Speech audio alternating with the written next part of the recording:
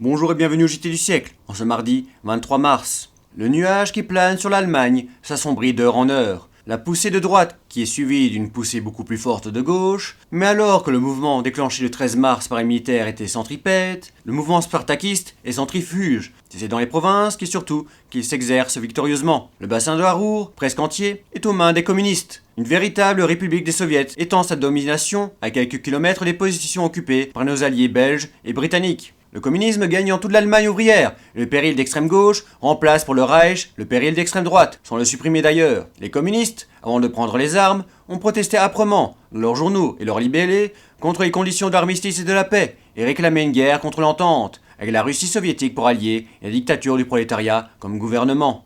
Le Conseil exécutif de la Société des Nations, dans sa dernière séance publique, a décidé que le comité d'hygiène organiserait sans retard la lutte contre le typhus et contre le choléra, épidémies qui sévissent en Russie et en Pologne et constituent pour les pays d'Occident une menace grave.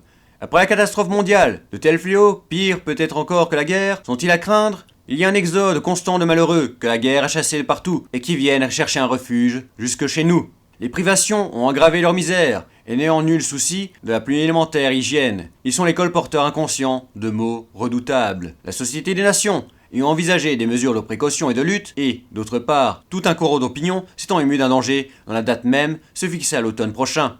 Monsieur le professeur Vincent, qui épargna tant de jeunes vies françaises et dont le nom attaché au sérum de la gangrène gazeuse est glorieux à l'égal de celui des plus grands vainqueurs de la guerre, est optimiste. Monsieur Vincent déclare que nous sommes équipés pour combattre le typhus, la maladie des misérables, transmise par la piqûre du pouls. S'il y avait menace de typhus, il faudrait organiser des postes médicaux, qui serviront de barrages destinés à retenir les malades avérés, les douteux, les suspects, et, enfin, les porteurs de poux. Et concernant le choléra, Monsieur Vincent dit que nous avons dans la vaccination anticolérique un moyen puissant de protéger les populations contre ce mal redoutable. Cette vaccination a fait ses preuves depuis longtemps, notamment pendant la guerre. Elle a permis de mettre notre armée d'Orient complètement à l'abri de l'infection colérique. C'est pour ces raisons que le professeur Vincent demeure optimiste.